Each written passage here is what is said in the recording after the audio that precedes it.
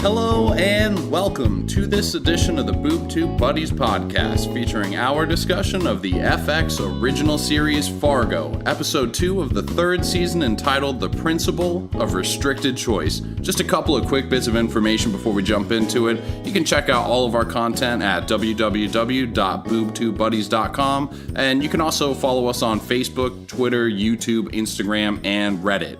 Or you can actually just email us at boobtubebuddies@gmail.com to get in on the conversation. So let's go ahead and hop into it. My name is Foxman, and I'm joined by the Enos Stussy to my Thaddeus Mobley. What's up, Nathan? Oh, I like that. I like being Enos Stussy. It's a good name. It is a good name. Thaddeus Mobley? Come on, man. That's classic. I'll tell you what it's not. It's not Irv Blumpkin. It's a fantastic fucking name. Oh yeah, my God. I was telling you before we came on air, I want to change my name to Blumpkin Foxman. Yeah. It would fit so well. But yeah, God, I cannot. I'm quite the Blumpkin. I didn't know that Minnesota had a style of name, but it just does. No, it's like its own ecosystem of bizarre names. And maybe it doesn't. Maybe that's a perception perpetuated by Fargo, but I buy it. And so if I ever go to Minnesota, if I ever go there, I'm just going to be expecting all of these great people I'm meeting. And it's just going to be like Smiths and Whites and Browns and stuff. It's not just going to be like, oh, this is boring, man. Where are the Blumpkins and the Swangos? I'm certain it's going to be terribly disappointing. It's going to be, how does VM Vargo put it? I like this place because it is sublimely bland. Yeah, bland, yeah. I like the way that he literally, like, spits all his words out, like, as if he can't even stand the taste of the words in his mouth. It's the most Cockney accent that, like, I've ever heard. It's literally, it's like literally spit is coming out of his mouth. Every single word, he's just like... As he talks about it, yeah, just all of the time, yeah. The first time that I ever heard Christian Bale speak in his real accent, I was thrown so far off because he has a relatively Cockney British accent. Yes, and compared with how I feel like his accents in movies are unbelievable after hearing the way that he talks in actuality. Yeah. He's got the very posh British accent most of the time, or no, just an American accent. You can't even tell. No, it's amazing. But okay, so we have not talked about the episode, but. First, before we even get into that, let's do our first little segment of the night. It's one you guys are all familiar with. It is 140 characters or less used to summarize the entire episode. A little segment that we like to call Summon It Up in a Tweet. Oh yeah, we're summon it up, so summon it up. Summon it up, oh yeah, we're summon it up. Oh yeah, we're summon it up, so summon it up. Summon it up and up. All right, you ready? I'm gonna wrap this bitch up in just about 140 characters. Damn, let's hear it. Oh yeah, okay. Emmett tries fixing a plan with his buddy, and Ray seeks refuge as the waters get muddy. But something's amiss up in Emmett's lit study. Nikki leaves a message, and damn, is it bloody. Damn, Nas, you got rhymes. That's really good. There you go. Yeah, it highlights obviously the best part of the episode. Obviously, and I think I might touch on it too. So. Okay, all right. So what do you got? All right. Irv Blumpkin goes skydiving. Ray takes his lump from size bad driving. Bloody cotton in the drawer. VM Varga always wants more. And that is my Summon It Up in a Tweet. Yeah. That's about all of the important stuff that happens in that episode. Exactly. That's got the bloody tampon. Got the side driving into the car. Okay, we're good. Yeah. That's 140 characters done.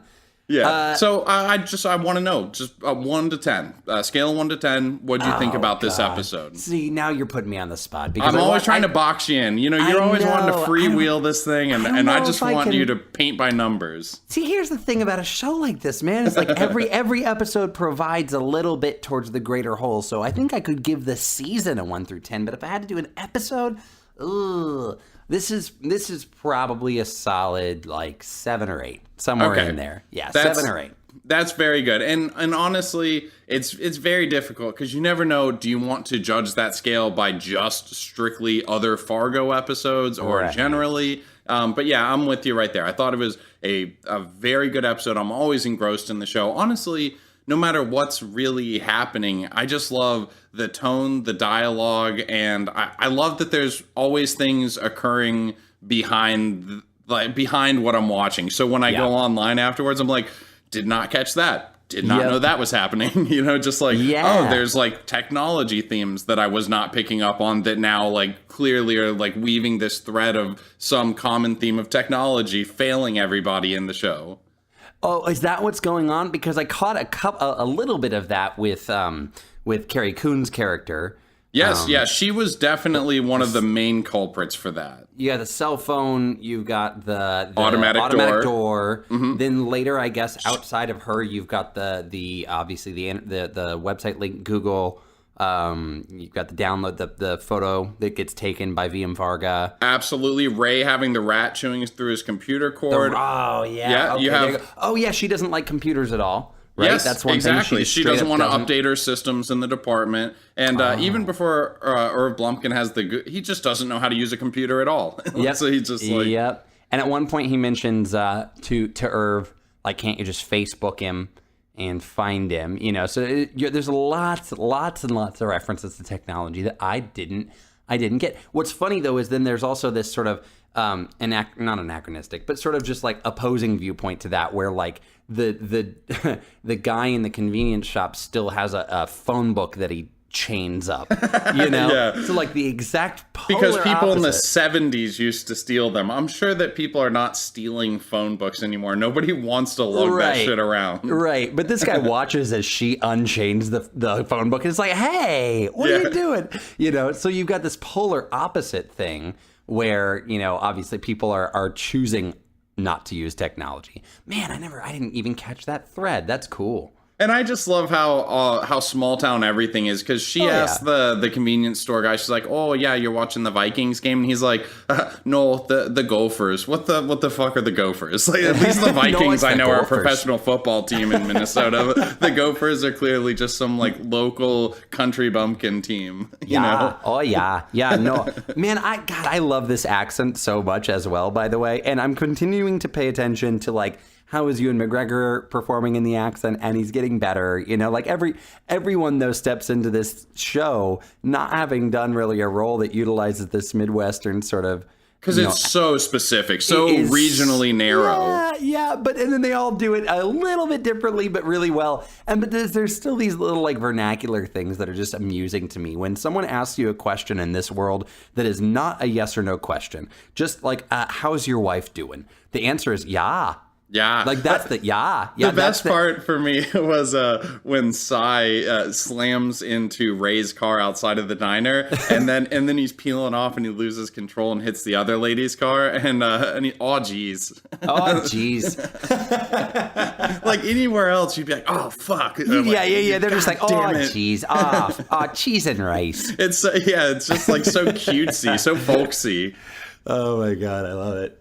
Oh man, okay, so let's hop into the episode a little bit and just kind of work our way through it. Cool. So, and we don't need to necessarily go scene by scene, but just talk about some of the important stuff. So, yeah, man. I'm really curious to see what's going to develop with this lockbox and who Enos really was. Like, is he the guy from the Cold War type story in the very beginning that played out? Right. I don't know, because it seems like has assumed identities. He would be about that age, or was he a sci-fi writer in Los Angeles? Well, that's what it appears that they're saying, is that he was at one point a sci-fi writer. He has a signed photograph, and I had to go back through the episode to look through this, but he has a signed photograph from someone named Vivian Love.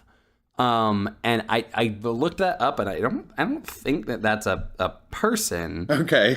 No, not Vivian Love. Vivian Lord. Vivian Lord was I think that's what the photograph was signed. Now, when I first saw it, though, I was like, wait, I need to go back. Was that a signed photograph from Vivian Lee, which is like a golden age actress, right? And so okay. I wondered maybe if that's what they were going for, was like a fake actress that was sort of a golden age television or film actress. And perhaps he wrote for film back in that era, back in the sort of Blacklist era, the sort of Hollywood 10 era. So I don't know, but that's sort of what I picked up from it. But we know his name is not Ennis, right?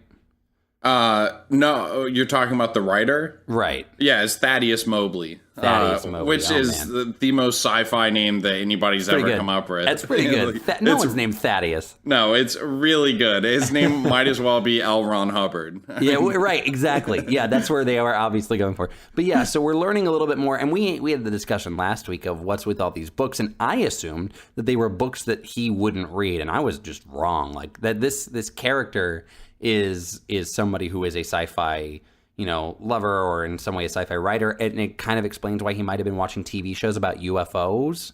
Yeah, right? Exactly. Yes. Right. So, I mean, because we had talked about that last episode, that the frozen thing on the screen was actually CCTV footage of from what happened in season 2 with the UFO and the spotlight coming down on the. So it's just it's very enigmatic what's happening around him. To move further into that scene, the deputy who walks in, this made me think, is Jim Gaffigan actually in this season? Because I haven't seen him in scenes from further in the season or I forgot about that. I don't know. It's weird, right? Well, from what I recall, and I have admitted on this same podcast in the past that IMDb has failed me when it comes to how many episodes a person is in. In Legion specifically, I thought that people were only in one episode when they wound up being in like many of them. But regardless, I'm pretty sure it said that Jim Gaffigan was going to be in like 7 or 8 episodes. Well, he better fucking hightail it onto the screen then, because he's about to miss his casting call. I know. They're going to just kick him off for not being in any episodes so far. What is happening? Another thing, and I forgot. We talked last week, we couldn't recall who this character that was supposed to be Innes, I believe, who we now know to be, Thaddeus, who he was in relation to Gloria. And yes, there was more clarification this time. Man. Or maybe there was and we missed it the first time. But his mom's, or I'm sorry, her mom's husband at some point, her second husband, and she just kind of kept him around because she thought that the son needed a strong male influence. Yeah, and we were like, she said it last week. It was either father or father-in-law, and we're like, well, it can't be father-in-law because her ex-husband wasn't all that torn up about it. So it was stepfather. Stepfather's who he was. Yes. Now he's dead. So I had a question. Was the Eden Valley Police Department just in a library?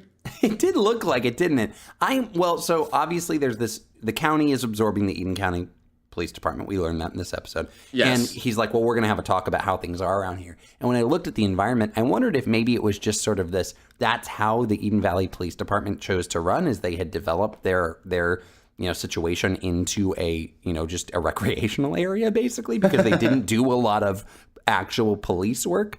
But it could just be that they absorbed an old library because they don't have a prison cell. She said they have a closet. Yeah, I was actually, it's my confusion first started off when they pulled up and I see that it's the library outside. So, okay, I'm taking notes. I write down library. They walk inside and they're talking with the police captain or what, so. And then I'm like, okay, so no, I deleted. I'm like, they're in the police department. And then I see the fucking shelves of books behind them. And I'm like, what is happening? Yeah, it could just be that it was a library that they absorbed, or, as a filming location, it's possible they just found a library and they're like, we could make this a defunct police department, essentially. I wonder if, maybe some extremely small towns just, use multiple, I don't know, civil buildings or something like that. That's one thing. I don't know. Yeah.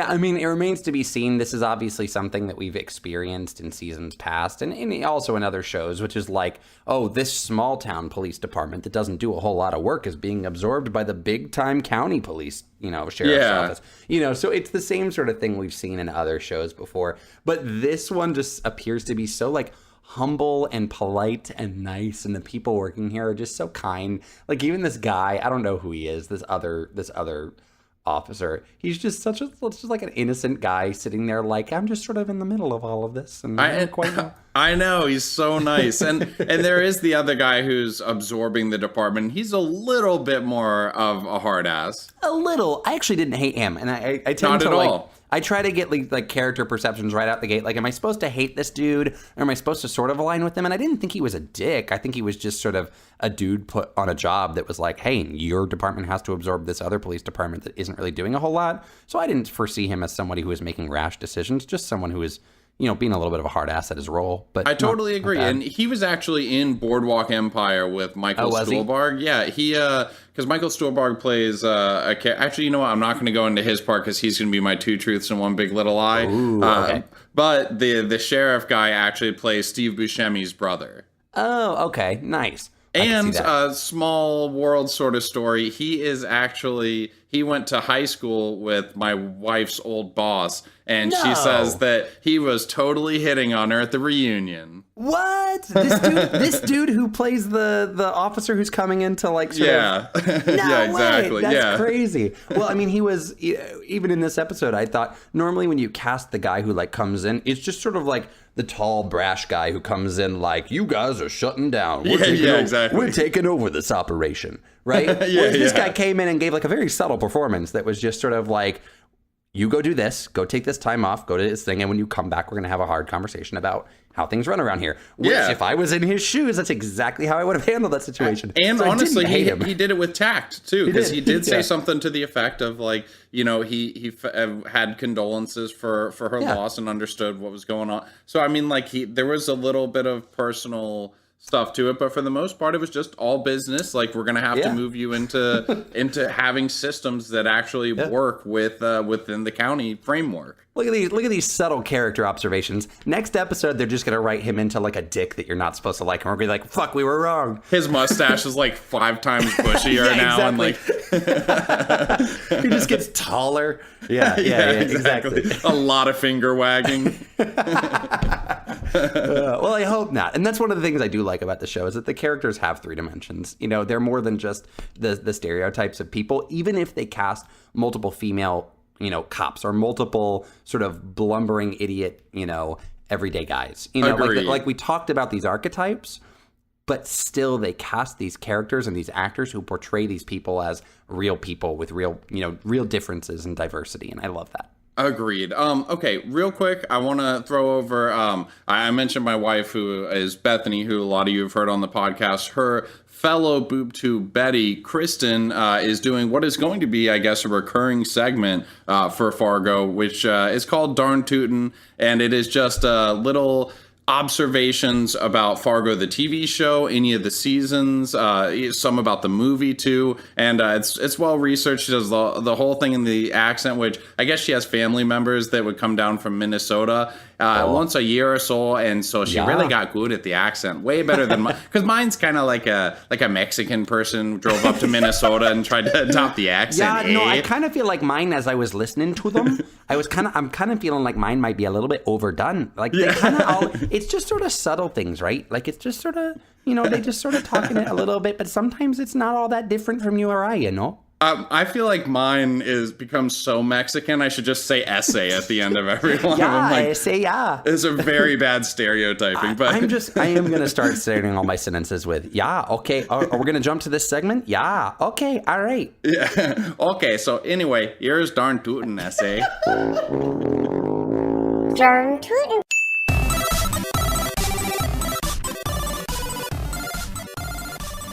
Well, hello there.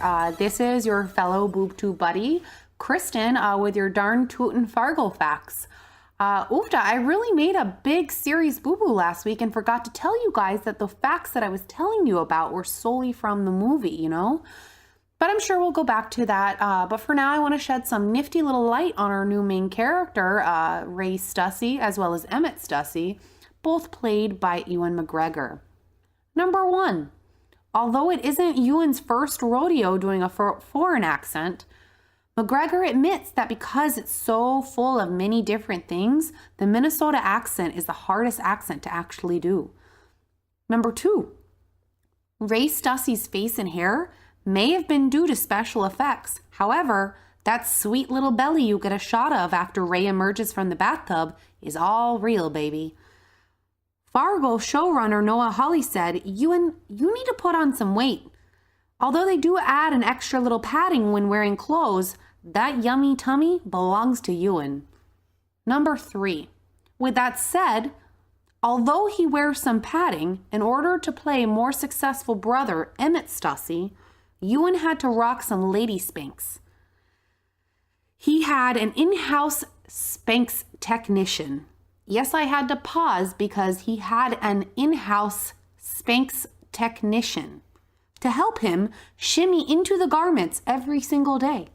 Ewan is now a big fan of the company and hopes to one day become a spokesperson. And that's my darn tootin' facts for you here.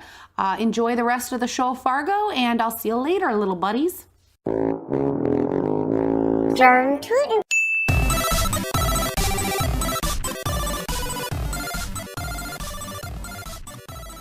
Thank you so much, Kristen, as always, for contributing to the show. We definitely appreciate it. And starting next week, she and Michael, who you guys will know as the Fraylosopher / Preacher Don't Preach, they are doing Sense8, the Netflix show, starting next week.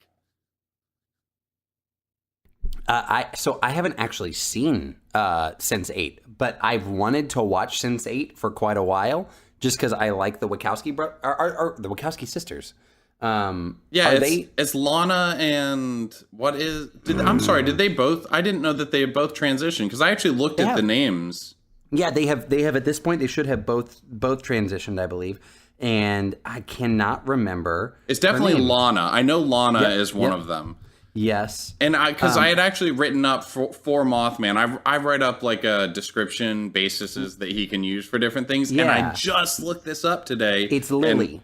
Is that what it is? Lana and Lily? Lana and Lily. How did I not remember that? That is the most like obvious Lana and Lily. Like that just fits. Yeah, it does. It does. And are they heavily involved in the production, or are they just sort of, they produce and then someone else has taken over the writing and the production of it? I will say that they are names 2 and 3 on the creators list. And the first guy I did not recognize the name. Maybe it's somebody famous. But was it the guy who helped them do Cloud Atlas? Because they did Cloud Atlas with a third guy.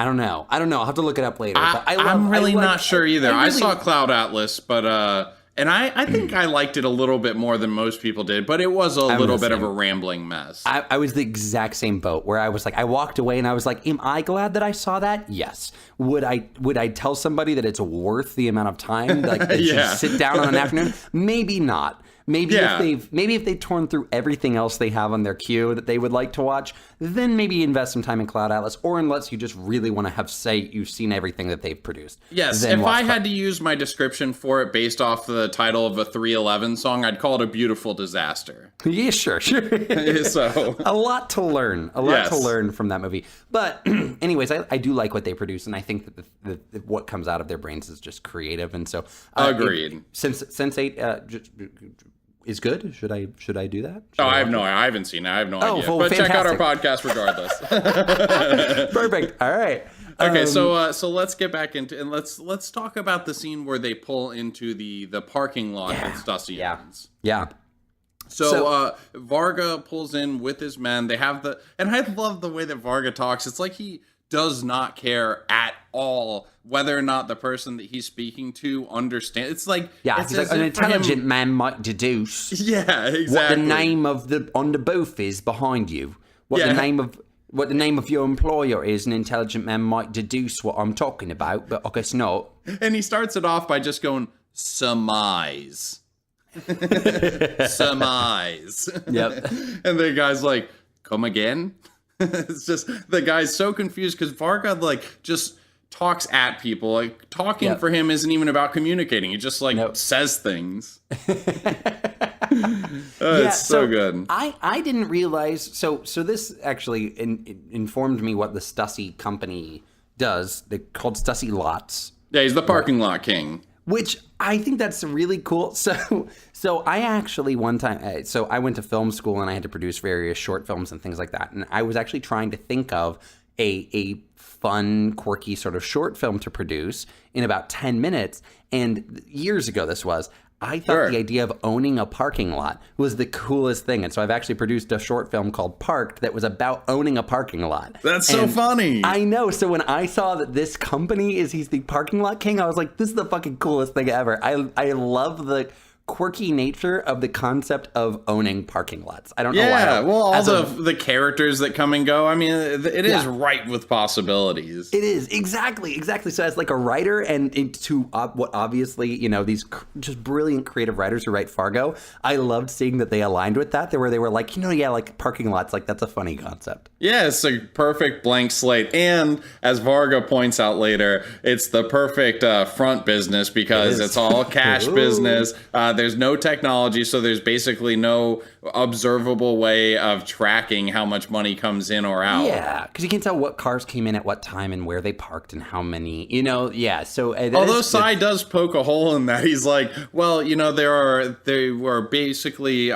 trends in different urban areas and this and that, and the guy's like, we'll build more lots. Right. He's like not concerned at all. He has this very fine, you know, figured out plan. And then when holes are poked, he's just like, well, whatever. I don't care. I'm already invested. This is happening. Agreed. And you know what? I like finding out that this is definitely 100%. This is that shadow organization that off the Blumpkins back in the day, because the Russian guy says it as he sends the guy flying over the edge. So I'll be honest, during that part of the episode where they were in the parking garage and he threw him over, I was doing a couple other things mentally at that time. What did he say? He says something like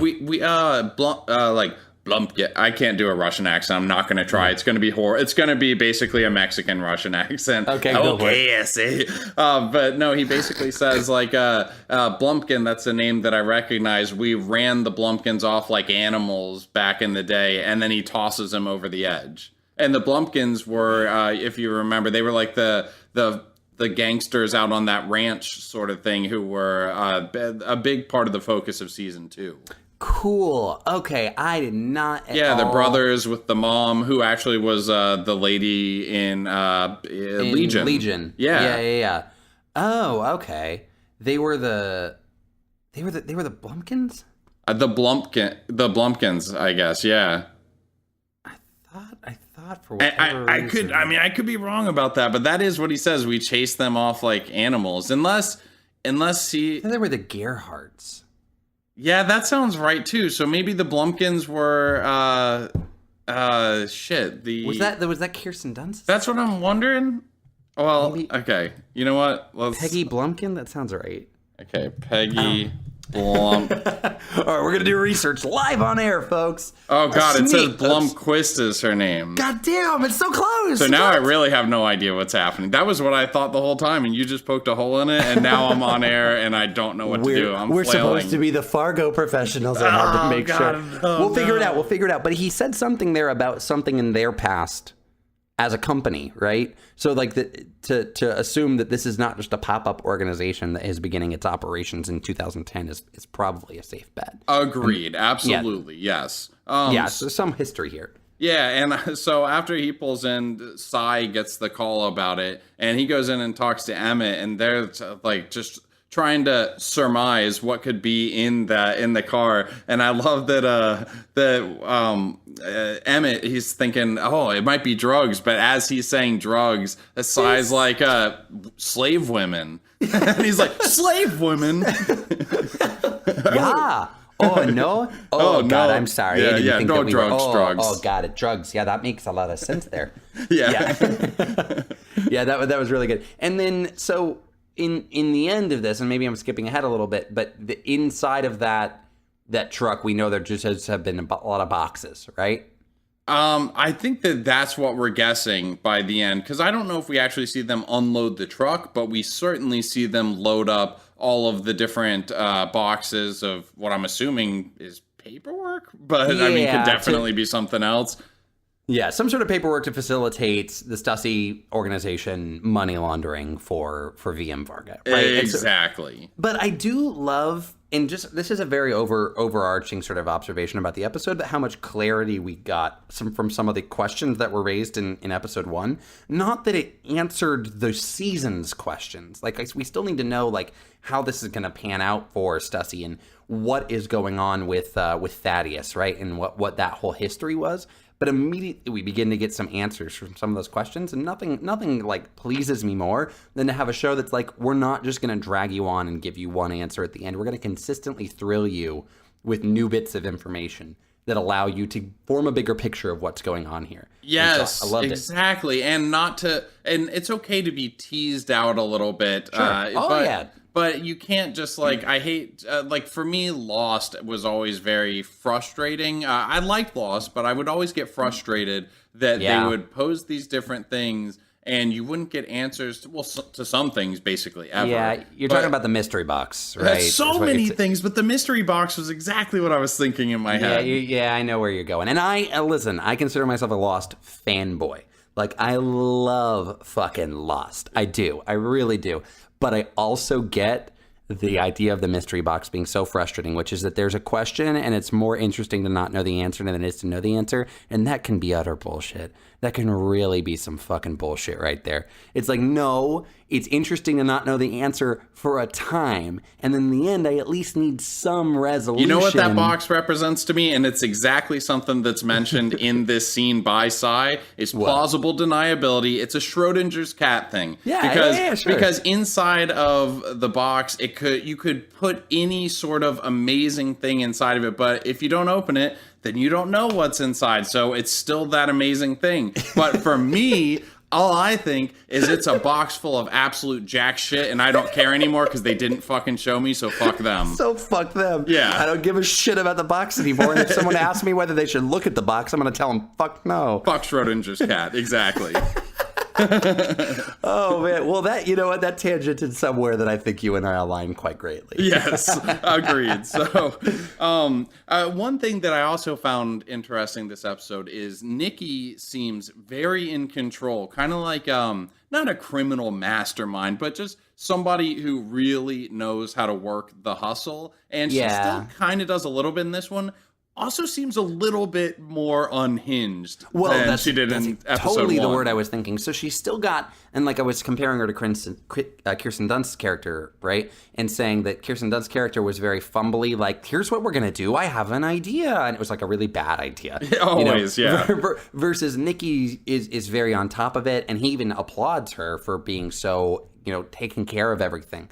But that thrill that she gets from solving these problems bites her in the butt a little bit, and she admits it. Like, she's not above that. Like, when she realized she fucked up, you could tell in the car when she was like, well, that's not what the plan was. Yeah, remember? And she's like trying to cover her ass because she knows she fucked up. So I think she's still intelligent enough to realize that she made a mistake, but yeah, that's going to continue to get her in trouble if she's just that sort of impulsive decision maker, because there probably wasn't a reason to leave the tampon. She's just impetuous, I think, is what it is. They're really, like, when she saw that there was a lockbox and she assumed that Emmett had the stamp in the lockbox, like, she could have just pocketed that information and then left, right? And no one would have known the difference, and he and his brother would have made up. And they could have, they could have gone on their way and tried to get the stamp from the lockbox. But she had to leave a message,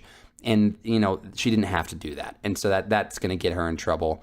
So quite a message, too. I'd say that definitely goes down in, like, that's something I will remember about Fargo, I feel like, is the bloody tampon used to write on the wall and then jammed into the drawer. On the picture of the donkey that probably wasn't a symbol that she assumed it to be. Yep, exactly. Which I thought was great, too, because she's like, it's a symbol, it is. And I'm like, that's a little heavy-handed to say that he had that much foresight to be like, my brother will break into my house and attempt to steal the stamp, and in its place will be a jackass, and that will be a symbol. But that's not what happened. Yeah, who's the ass now? Right, that's really funny. So now question, did she wind up... Because she found a paper that said he had a lockbox, but there was no key or code, right? Or did she actually get some information that's going to allow them to I paused it on it, and I thought that I looked it over relatively thoroughly. First off, I didn't see anything delineating what was inside of the lockbox. Not that there should be a note like that, but sometimes like they'll leave you some breadcrumbs in a TV show like this. But no, there was nothing like that. And also, it looked like some of the numbers had asterisks next to them, like as if it wasn't divulging all of the information. But still, I think there's something to the fact that that Ray and Emmett look close, like look similar to each other. So if she knows about the existence of the lockbox, somehow posturing Ray as being Emmett at the bank or something like that, and going into the lockbox, I don't know. I'm just that could be smart. That could be smart. Hey, I'm looking at it now and realizing that this is on December 11th, 2010. That he got this safety deposit box. You know, this is supposed to take place in 2010, but we're damn close to 2011 here. Yeah, that's pretty true. Yeah. So wait, is the whole show actually taking place then in December? Because I don't see like Christmas lights or anything like that.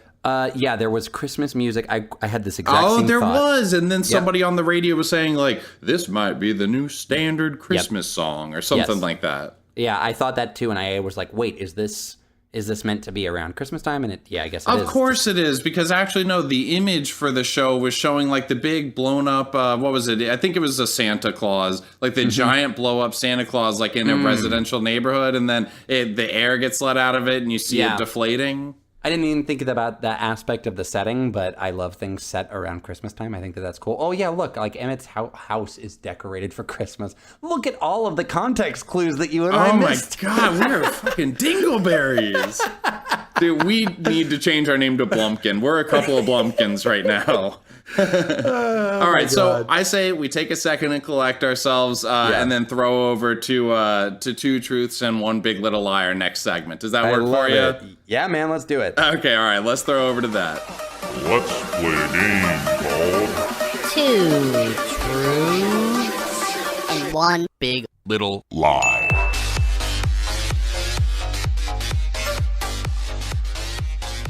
All right, so Two Truths and One Big Little Lie. So I did mine this week on Carrie Coon. Okay, very nice. Coon, who, and I'll be honest, I don't know Carrie Coon from a whole lot. I don't watch Leftovers. So that's the other obviously large thing that she's in, but I'm not going to focus on that. We're going to focus on some obscure esoteric data about her. How about that? Okay, gotcha. All right, I'm sure that you'll have a good chance to fool me, because all I know is what I saw of her in the first season of Leftovers. Okay, cool. All right, well then let's do it. Here we go. Ready? Yep. All right, Carrie Coon was homeschooled as a child so she could focus on acting. She has a bachelor's degree in Spanish, and she is married to actor and playwright Tracy Letts. Okay. I know that she was in a few plays, and that's how she got her start. So I'm going to say that the third one definitely seems like it's true. So I'm going to look at the other two. Okay, bachelor's in Spanish was one of them. And what was the other? Was homeschooled as a child so she could focus on acting. Okay, I'm going to go bachelor's in Spanish sounds false to me. Wrong! No! She has a bachelor's degree in English and Spanish, and then a master's degree in, I believe, like acting or theater arts. Oh, wow. Yeah, exactly. She was not homeschooled as a child so she could focus on acting. That was purely fabricated.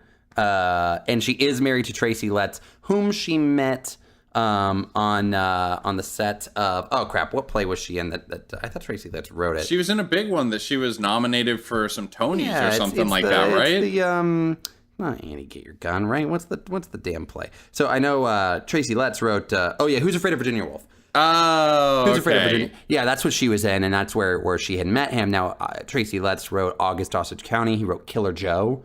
I don't know if you've ever seen. I haven't seen Killer Joe. The Killer Joe is a Matthew McConaughey movie about Killer Joe. That's absurd. Absurdly good or absurdly weird? I'm not going to say good. I would say absurdly weird. Yeah. Like over the top, like aggressively just R-rated. Gotcha. Okay. Yeah. A little gratuitous? A little, very gratuitous. Okay, gotcha. Yeah, super gratuitous. So good. Violently and sexually. Oh man. Okay. So you are now up 2-1, but I still have a chance to tie things up. I did mine on Michael Stuhlbarg, who is Cy Felt's Emmett's partner. Yeah.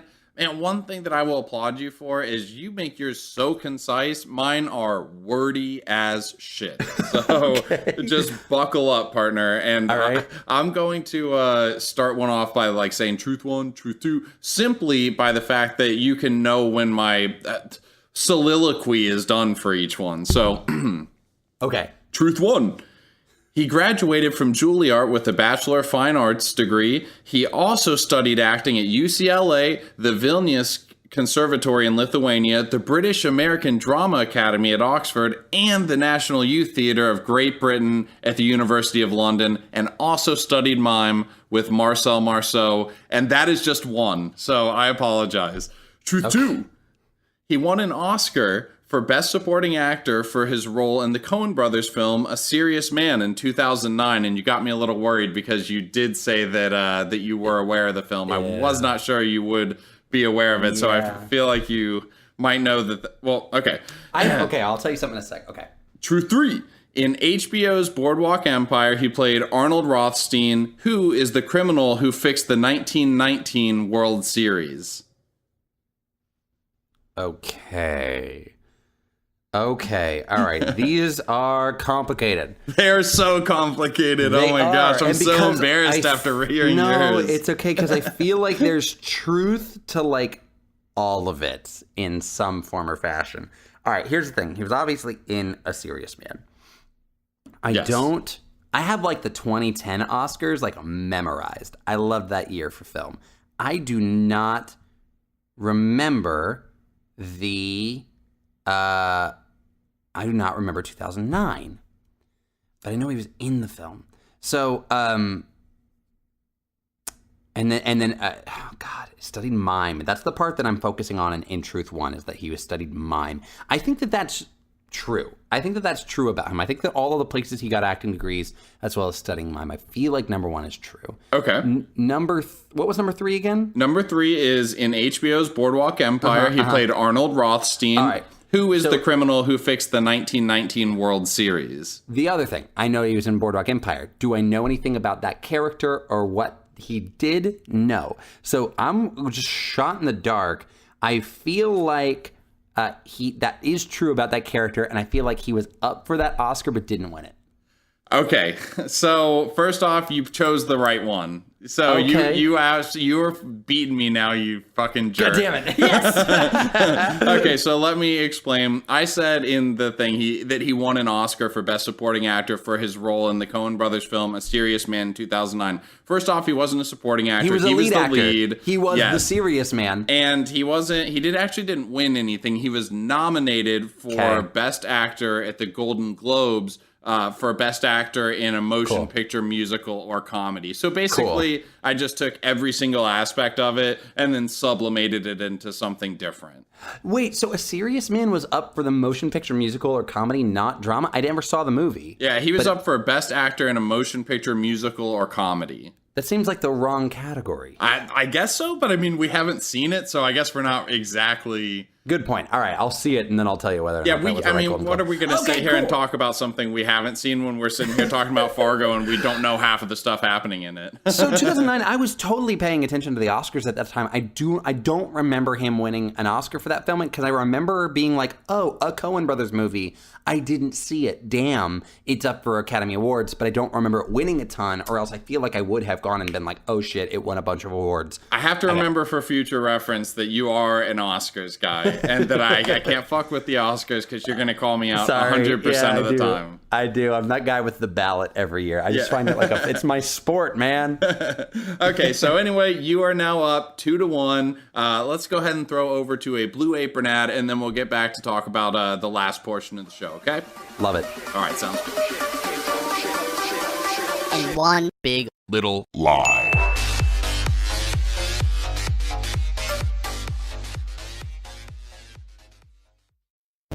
Hello, Robo Foxman here to tell you about Boob Tube Buddies' new sponsor, Blue Apron. When I cook for Robo Bethany and my beautiful children, It is a time that brings us all together. Blue Apron makes it simple and affordable for you to provide that wonderful time for your system error. This week, I tried the recipe for... Oh! They have a wine section? 6 premium wines delivered monthly? Let's give this a whirl. Ooh, that hits the spot. If you're interested in Trying Blue Apron anyway. go to blueapron.com/BTB to get $30 off Your first order. It's a fantastic way to contribute to my drinking. problem, and it's amazing food for you and the family. Again, that's blueapron.com/BTB. Enjoy, little buddies. Okay, so let's just kind of get into final thoughts about the episode. Anything that jumps out at you that we haven't covered that you found kind of interesting, or anything you wanted to mention? Nothing from the episode. I'm thinking back to I rated the episode. You asked me. I rated the episode a 7 to 8, and I stand by that. Only because not because it wasn't a good episode of Fargo. It was, and I'm bought in on this season. I'm super excited about it. You know, you raise a lot of questions in the first episode of a new season, especially an anthology show like this where you're introducing new people. And this sort of capitalized on those questions that were asked in the first episode and said, all right, now you're in this world. Here's what's actually going on. Here's what's happening. And it was a continuation of the plots that were developed in episode 1. Nothing crazy happened that made you no huge revelations, answers to questions that we already assumed the answers to. You know, so lots of things that it was sort of not predictable, but expected sort of episode. And so I loved it, and it has me clamoring for next week. Agreed. It was just sort of that narrative episode we needed. Yes. The last thing that I wanted to mention that I found interesting, I had heard the name Stan Grossman in the episode, and I thought, that's a name I should be familiar with. I've heard that at some point. That's something. So I looked it up online, and the first result that came back was that it was a character from Little Miss Sunshine. Have you ever seen Little Miss Sunshine? I love Little Miss It's so Sunshine. good. So Michael Arndt wrote Little Miss Sunshine, and Michael Arndt is one of my favorite. He's so good. He was supposed to write Force Awakens, and he still had a hand in Force Awakens, and he wrote Toy Story 3, and he wrote Little Miss Sunshine. So good. Well, Michael Arndt actually named this character Stan Grossman, who's in it, who is basically, we never meet Stan Grossman. At least I don't recall, or maybe, no, we might meet him at some point, but it's the character that, it's Greg Kinnear who's in that, right? Yeah. Greg Kinnear is constantly trying to get this agent, basically, who's out there trying to sell him as this guru. So he's constantly talking about Stan Grossman. Yeah. Well, apparently the character was named Stan Grossman as an homage to the movie Fargo, because Stan Grossman was basically Cy's character. It was William H. Macy's father-in-law. It was his business partner who was his lawyer. What? Yeah, so it was just kind of this. And so it was funny because I looked up Stan Grossman to find out who is this in the Fargo universe, and I got sent to Little Miss Sunshine and just happened to read this thing about how it was named after a character, not from the TV show obviously either, but from the movie. So it was the weirdest little cycle I got in. So you go from the movie Fargo, which this is obviously referencing the movie Fargo, but the name came to popularity after being mentioned multiple times in Little Miss Sunshine. Yes. I love all of these things. Man, nothing is wrong about that, dude. No, it's so good. That's why I didn't just want to explain who he was. I wanted to explain how I got to it, because it was the most bizarre thing. That makes me giddy, though, too, knowing that all those things are sort of intertwined together. I know, it's so good. Very cool. Well, that means that we're tying those ties into the movie. Like I said, I feel like each season wants to have its small little tie to the film, because they don't want to separate themselves too far from their source material, but they want to stand apart, right? And agreed. So having these little narrative ties that say, well, no, this wouldn't have happened if the film hadn't happened in some capacity, but still be telling its own story.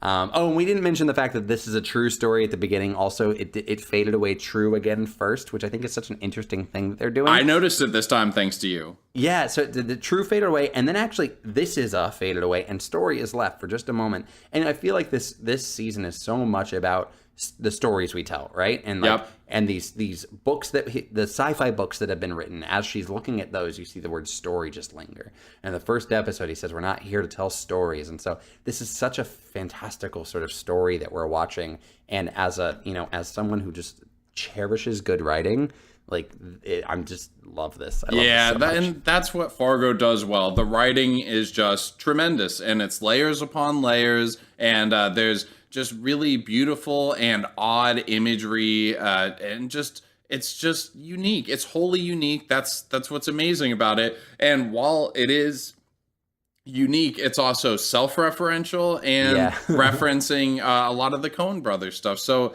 it's really well done, man. I don't mean to geek out and be like all fanboy, because at some point we're going to see something and hopefully be able to actually critique something. But right now I'm just gushing over it because I love it so much. Yeah, man. Dude, Adam, I'm so happy to be doing this show with you, and I'm so psyched for next week. Amen, brother. So anyway, that's it for the episode for us. Again, you guys can follow us on social media. We have a Patreon page too. None of the money that we make on any of the ads or any of that stuff, none of that is basically lining our pockets. It's all to get more advertising space or to improve the website, or hopefully at some point some of our equipment, so I can get a microphone that doesn't have a mute button that sounds like I'm dropping a hydrogen bomb. Because like I go to cough here and it seriously sounds like I'm gonna crater my fucking living room.